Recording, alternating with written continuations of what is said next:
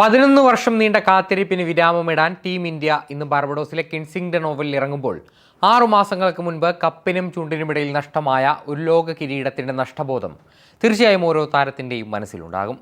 ലോക ടെസ്റ്റ് ചാമ്പ്യൻഷിപ്പും ഏകദിന ലോകകപ്പും കലാശപ്പോരിൽ നഷ്ടമായതിന്റെ മുറിവുണക്കാൻ ഇന്ത്യ ഇറങ്ങുമ്പോൾ ചരിത്രത്തിലാദ്യമായി ഒരു ലോകകപ്പിന്റെ ഫൈനലിൽ ഇറങ്ങുന്ന ദക്ഷിണാഫ്രിക്കയാണ് ഇന്ത്യക്ക് മുന്നിലെ വെല്ലുവിളി.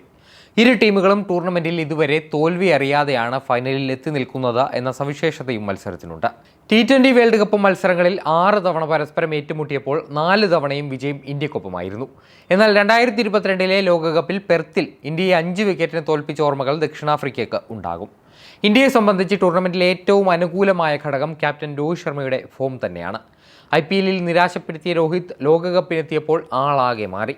7 മത്സരങ്ങളിൽ 41.33 എന്ന ശരാശരിയിൽ 248 റൺസുമായി ടൂർണമെന്റിലെ റൺവേട്ടക്കാരുടെ പട്ടികയിൽ 3-ാം സ്ഥാനത്താണ് ഇന്ത്യൻ നായകൻ.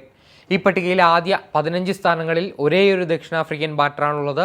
ലിസ്റ്റിൽ 8-ാം സ്ഥാനത്തുള്ള ക്വിന്റൺ ഡീകോക്കാണ് ഈ ലോകകപ്പിൽ ദക്ഷിണാഫ്രിക്കയ്ക്ക് വേണ്ടി ഏറ്റവും കൂടുതൽ റൺസ് നേടിയ ബാറ്റർ.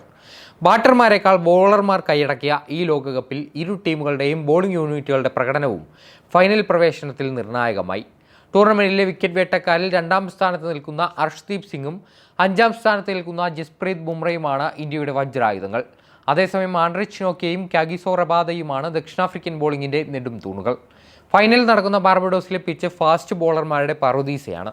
ഇവിടെ വീണിട്ടുള്ള 70% വിക്കറ്റുകളും ഫാസ്റ്റ് ബോളർമാരാണ് നേടിയത്. ആദ്യം ബാറ്റ് ചെയ്യുന്ന ടീമിന്റെ ആവറേജ് സ്കോർ 150 റൺസാണ്. അതുകൊണ്ട് തന്നെ ടോസ് നേടി ബാറ്റിംഗ് തിരഞ്ഞെടുക്കുന്ന ടീമിനെ മത്സരത്തിൽ നേരിയൊരു മുൻതൂക്കമുണ്ടാകും. ടൂർണമെന്റിൽ ഇന്ത്യയുടെ ഏറ്റവും വലിയ തലവേദന സ്റ്റാർ ബാറ്റർ വിരാട് കോഹ്ലിയുടെ ഫോം തന്നെയാണ്. ടൂർണമെന്റിലെ 7 മത്സരങ്ങളിൽ നിന്ന് 75 റൺസ് മാത്രമാണ് കോഹ്ലിക്ക് ഇതുവരെ നേടാൻ സാധിച്ചത്. ബംഗ്ലാദേശിനെതിരെ നേടിയ 37 റൺസാണ് കോഹ്ലിയുടെ ടൂർണമെന്റിലെ ഏറ്റവും ഉയർന്ന സ്കോർ. എന്നാൽ വിരാട് കോഹ്ലി നിരാശപ്പെടുത്തുമ്പോഴും ആ ഒരു പോരായ്മ ഇന്ത്യൻ ബാറ്റിങ്ങിൽ കാര്യമായി നിഴലിച്ചിട്ടില്ല എന്നതാണ് ഈ ടൂർണമെന്റിൽ കാണാൻ സാധിച്ചത്. സൂര്യകുമാർ യാദവും ഋഷഭ് പന്തും ഹാർദിക് പാണ്ഡ്യയും അടക്കമുള്ള ടീമിലെ മറ്റ് താരങ്ങൾ ഓരോ മത്സരങ്ങളിലും അവരുടേതായ സംഭാവനകൾ നൽകിയതോടെയാണ് ഇന്ത്യയുടെ ഫൈനൽ പ്രവേശം സുഗമമായത്. IPL ദുരന്ത ചിത്രമായി മാറിയ ഹാർദിക് പാണ്ഡ്യയുടെ വലിയൊരു തിരിച്ചുവരവായിരുന്നു ഈ വർഷത്തെ ICC ക്രിക്കറ്റ് വേൾഡ് കപ്പ്. 7 മത്സരങ്ങളിൽ 8 വിക്കറ്റുകൾ വീഴ്ത്തിയ താരം 5 ഇന്നിംഗ്സുകളിൽ നിന്നായി 139 റൺസും അടിച്ചുകൂട്ടി.